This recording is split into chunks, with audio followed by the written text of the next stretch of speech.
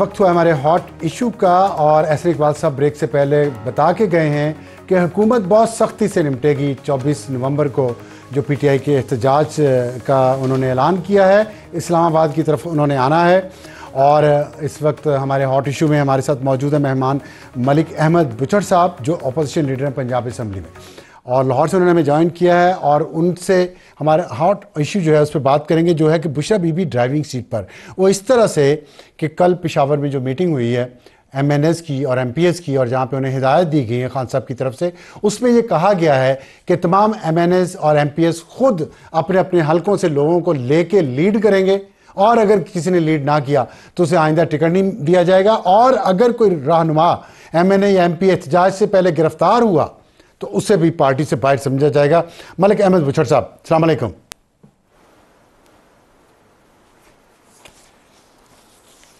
جی وعلیکم السلام، آپ ٹھیک ہیں؟ جی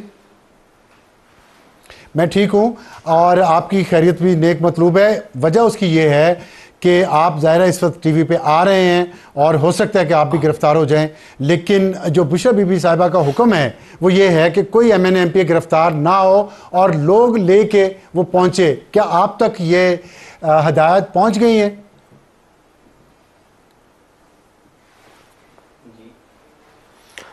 دیکھیں جی، بات یہ ہے کہ آپ کو تو پتہ ہے پاکستان تحریک انصاف، پاکستان کیا میں تو کہوں گا سر صاحب، یہ سب کانٹیننٹ کی پہلی جماعت ہے جو اتنے لمبے عرصے سے احتجاج میں ہے۔ تو میرے خیال میں یہ گرفتاریاں، یہ پرچے تو بڑی معمولی بات ہے۔ میرے اپنے اوپر 8 ایف آئی آرز ہیں، حالانکہ میں کسی میں بھی نہیں تھا۔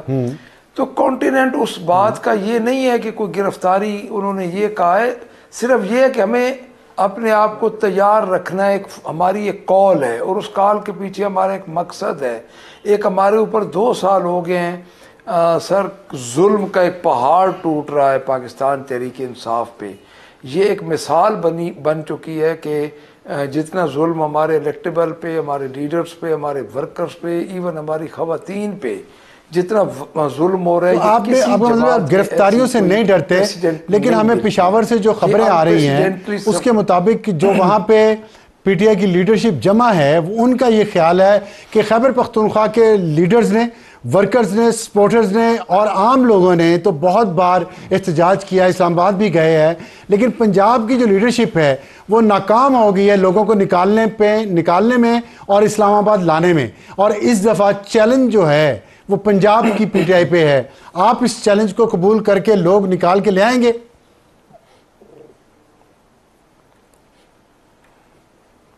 دیکھیں جی، میں سب سے پہلے تو آپ کو یہ عرض کروں کہ اس تاثر کو ادھر یہ تاثر موجود نہیں ہے اور نہ تھا۔ پہلی بات تو میں آپ کو یہ عرض کر دوں، کیونکہ صوبہ پنجاب کے اور کے پی کے حالات مختلف ہیں۔ اس کے بعد کون سی ایسی پارٹی ہے جو کہ 9 اپریل جب رجیم چینج ہوئی اس سے لے کے آج دن تک پنجاب احتجاج میں کھڑا ہے؟ آپ کے سر دیکھ لیں، آپ کے ہمارا سنجانی کا جلسہ ہوا، ہمارا سوابی کا ہوا، ایون لاہور کا ہوا، لاہور کا ٹوٹل آرگینک کراؤڈ تھا۔ تو میں یہ سمجھتا ہوں کہ یہ بات کرنی کہ پنجاب کے لوگ نکلے نہیں، پنجاب کے لوگ آپ کو یاد ہے 25 مئی کو نکلے، 9 مئی کو نکلے، اور پھر 8 فروری کو بھی نکلے، جب انہوں نے ایک بہت بڑا انتقام لیا، جس انتقام کو چینج کر دیا گیا جب ہمارے سے ہماری سیٹیں چھینی گئی۔ تو میں تو اس بات سے جی قطع اتفاق نہیں کرتا کہ پنجاب کے لوگ نہیں نکل رہے، پنجاب کے لوگ نکل رہے ہیں۔ ہاں یہ ضرور ہے کہ فسطائیت اتنی عروج پہ ہے اور ظلم اتنا عروج پہ ہے کہ کبھی کم نکلتے ہیں، کبھی زیادہ نکلتے ہیں، لیکن سر آپ تو ابھی اس وقت جو صورتحال ہے، آپ نے کہا فسطائیت ہے، تو فسطائیت کے اس دور میں جب خان صاحب کی یہ کال آئی ہے کہ مارو یا مر جاؤ، تو آپ کی پارٹی واقعی اس اصول پر عمل کرتے ہوئے نکلے گی اور مارے گی یا مر جائے گی 24 نومبر کو؟ ایک میں آپ کو اور کلیئر کر دوں کہ یہ کال مارو یا مر جاؤ کی بالکل نہیں ہے. ہم ایک پرامن جماعت ہے. ہمارا لیڈر اندر ہے, بیس لیس مقدمات میں اندر ہے. آرٹیکل 16 اور 17 کے تحت ہمارا یہ فنڈامنٹل رائٹ ہے کہ ہم احتجاج کریں. پرامن احتجاج کرنے جا رہے ہیں, اور اس کے بعد ہمارے احتجاج کا مین جو کانٹینٹ ہے وہ یہ ہے کہ ہم ان بیس لیس مقدمات میں اپنے لیڈر کی رہائی کروائیں. دوسری جو جوڈیشل کو ہو چکا ہے, جو 26th امینڈمنٹ ہوئی ہے, ہم اس کے خلاف احتجاج کریں. جو مہنگائی ہے ہم اس کے خلاف احتجاج کریں. تو یہ مارو یا مر جاؤ والی جو ہے, یہ تو میں بالکل اس کو یہ نہیں کہوں گا کہ ایسی کو ہمیں ہدایت ملی ہے. ہماری یہ کال یہ نئی بات فائنل ہے کہہ لیں, اور اچھی بات جا کے ہم نے بیٹھنا ہے, ہماری پالیسی ہے. ٹھیک ہے. اچھا, ابھی آج شاہ محمود قریشی صاحب نے میڈیا سے بات کی. فائنل کال اس سینس میں ہے کہ ہمیں جی فرمائیے. جی میں عرض کر رہا ہوں کہ فائنل کال اس سینس میں ہے کہ ابھی تک ہمیں جو انسٹرکشنز ملی ہیں وہ ہیں کہ آپ نے اسلام آباد پہنچنا ہے. اس کے بعد جو بانی چیئرمین ہمیں بانی پی ٹی آئی ہمیں انسٹرکشن دیں گے اس کے مطابق ہم نے عمل کرنا ہے. تو فی الحال اس وقت تک تو یہی انسٹرکشن ہیں کہ ہم نے اسلام آباد پہنچنا ہے, اور پہنچ کے ہم نے پرامن طریقے سے اپنا دھرنا دینا ہے. شاہ محمود قریشی صاحب نے آج کوٹ لکھپت جیل کے باہر میڈیا سے بات کی اور شکوہ کی. انہوں نے کہا کہ یہاں پہ یاسمین راشد, اعجاز چودھری, میاں محمود رشید, عمر سرفراز چیمہ بھی ہیں, اور انہوں نے عمر ایوب, بیرسٹر گوہر, سلمان اکرم راجہ, شیخ وقاص اکرم صاحب کو کہا ہے کہ آپ لوگ کبھی آئے نہیں ہیں جیل میں ہم لوگوں سے ملنے. تو یہ شکوہ ان کا بجا ہے, آپ لوگ کیوں نہیں گئے ان سے ملنے؟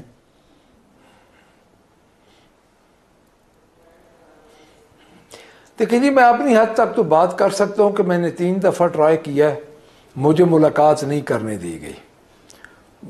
جب ان کے ملاقات کے دن ہوتے تھے ایک لسٹ جاتی تھی, اس میں سے نام, جس طرح آپ خود دیکھ لیں کہ ہمیں خان صاحب کے کورٹ کی ہدایت کے مطابق ہمیں ملاقات کے لیے کہا گیا, ہم گئے اور ہمیں 1.5 گھنٹہ ابڈکٹ کر کے بٹھا دیا گیا.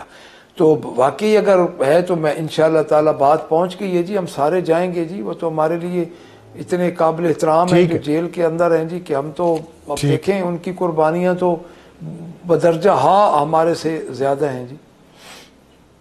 ٹھیک ہے, بہت شکریہ ملک احمد صاحب, اپوزیشن لیڈر پنجاب اسمبلی. وقت ہو ایک بریک کا. بریک کے بعد واپس آئیں گے تو ہمارا آج کا ایڈیٹوریل جو بہت ایک دلچسپ صورتحال پہ ہے.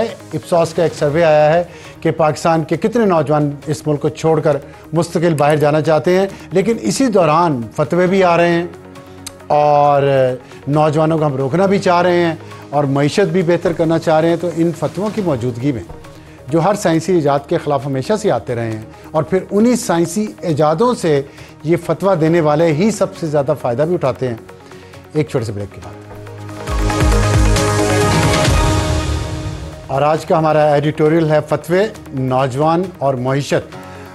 سب سے پہلے ہم نوجوانوں پہ بات کرتے ہیں. اپسوس کا ایک سروے آیا ہے جس کے مطابق ایک تاثر یہ پایا جاتا ہے پاکستان میں کہ یہاں کے تمام نوجوان یہاں سے بھاگنا چاہتے ہیں, ملک سے باہر چلے جانا چاہتے ہیں اور ہمیشہ کے لیے دوسرے ممالک میں جا کے سیٹل ہونا چاہتے ہیں. لیکن حقیقت اس سے برعکس ہے, اور اس سروے کے مطابق صرف 26% نوجوان جو ہیں وہ ملک سے ہمیشہ کے لیے باہر جانا چاہتے ہیں. 74% نوجوان اسی ملک میں رہنا, اور یہ 26% جو ہیں ان میں سے 36% کا تعلق اپر مڈل کلاس سے ہے. لیکن اگر ہم صرف 26% کہیں تو یہ بھی تعداد کچھ کم نہیں بنتی.